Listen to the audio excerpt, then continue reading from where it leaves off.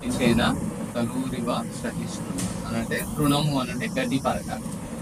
So ఈ గడ్డి పరక అంటే దానికి బలం లేక అది మనని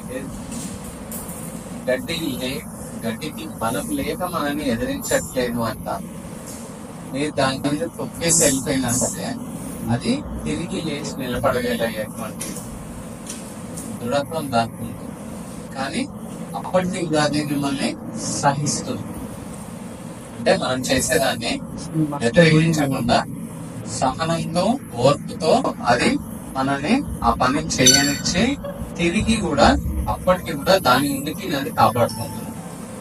సో మనం కూడా ఎప్పుడైనా సరే అంటే ఎదుటి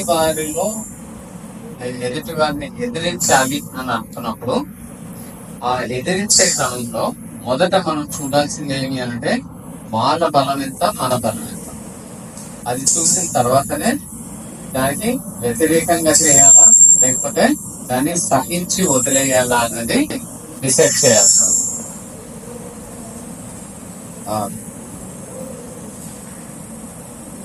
అయితే చైతన్య మహాప్రభు దాని గురించి చెప్తూ మనకు 3 అంటే మనని హాని చేసేవి 3 గుణాలు మనలోనే ఉంటాయి. అవి ఏవి అంటే ఒకటి అభిమానం, రెండవది గౌరవం అండ్ మూడవది ప్రతిష్ట. సో ఈ అభిమానం అనేది దేని వల్ల మనకు పుడుతుంది అని అంటే మనలో న్యూనత భావం ఉన్నప్పుడు, అంటే మనలో ఇన్ఫీరియారిటీ కాంప్లెక్స్ ఉన్నప్పుడే మనకు ఎక్కువ అభిమానం అనేది ఇబ్బంది పెడుతుంది.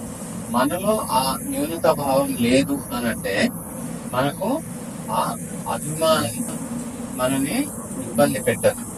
రెండవది గౌరవం, అంటే మనని మనం చాలా గొప్పగా అనుకోవడం, నేను చాలా గొప్పవాడిని కాబట్టి 10 మంది నన్ను ప్రశంసించాలి అనే భావన.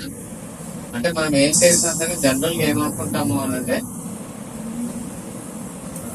ఈ ఇప్పుడు తరుణ్ నివాస్ అంటే తరుగు అనేది చెట్టు, ఫలించిన చెట్టు.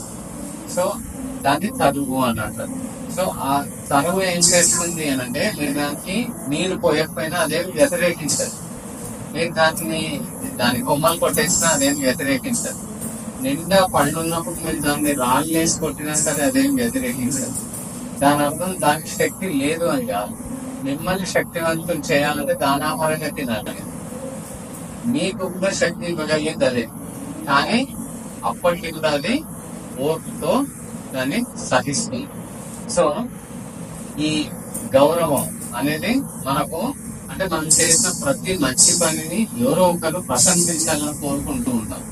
ఆ ప్రశంసించాలి అనే కోరిక దేనివల్ల అనంటే నిజానికి మనం దాన్ని అంటే చేసిన పనిని మనలో ఆ కాంప్లెక్సిటీ ఉంది. అంటే మనకు ఆ గౌరవం కావాలి, గౌరవం ఉంటేనే నేను హ్యాపీగా ఫీల్ అవుతా అనే ఆ ఆలోచన ఉంది. కాబట్టి మీకు ఆ ఆలోచన లేదనుకోండి, మీరు చేసుకుంటూ పోతారు తప్పించి ఆ చెట్టులాగా మీకు ఏదైనా ఉపయోగం ఉన్నా లేకపోయినా మీరు చేయాల్సిన మంచి పని చేస్తూనే ఉంటారు.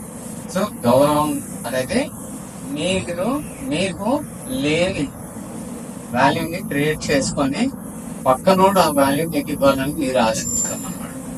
మూడవది ప్రతిష్ట.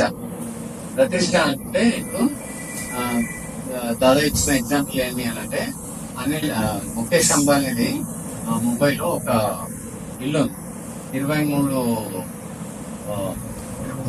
అంతస్తుల భవనం అంటెలియా దాని పేరు.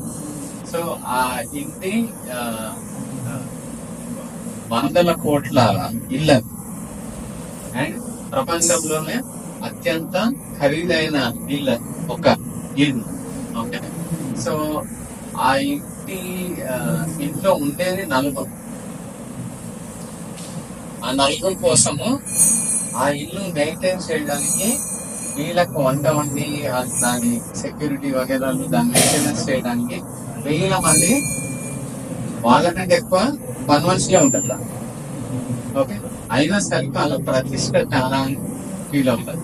అయితే ఒక రోజు ఒక డ్రైవర్ బండి నడిపిస్తూ వచ్చి, ఇంత పెద్ద బిల్డింగ్ పేపర్లో చూస్తూ ఉంటాం కానీ ఎప్పుడు నిజంగా చూడలేదండి. రోడ్ అవతల సైడ్ లో, అంటే ఇల్లున్న దాని అవతల సైడ్ లో నిల్చొని చాలా సేపు నన్ను చూస్తూ ఉన్నాడు అన్న. రెండో రోజు ఆ డ్రైవర్ చనిపోయి దొరికింది, అంటే హత్య చేయబడ్డా. హత్య జరిగినా సరే ఎటువంటి పేపర్ లో కానీ మిగతా కానీ ఇన్వెస్టిగేషన్ కానీ ఏం జరగాలి. అండ్ ఆ నెక్స్ట్ డే ఆ బండి ఎవరైతే ఉండేది, డ్రైవర్ చనిపోయినాడు, అది ఫైన్. ఆ నెక్స్ట్ డే ఎవరైతే ఆ బండి ఓనర్ ఉన్నాడో ఆయన చనిపోయినాడు, అయినా సరే ఏం జరగలేదు. సో ఇట్లాగే అంటే ఊళ్ళల్లో వగైరా మనం చూస్తూ ఉంటాం. మనం చక్కగా బయట ఒక నవరత్నాలు వేసుకొని మంచిగా హాయిగా పడుకొని నిక్షేపంగా పడుకొని నిద్ర లేదు. కానీ అదే ఈ అంబానీలు అదానికి వీళ్ళంతా ఆ పని చేయగలరా? చేయలేదు. ఉంది డబ్బు, ఓటంత ప్రతిష్ట ఉందని అనుకుంటున్నాం, కానీ దానివల్ల ఉపయోగం ఏమి ఏం లేదు. ప్రతి నిమిషం భయపడుతుంది.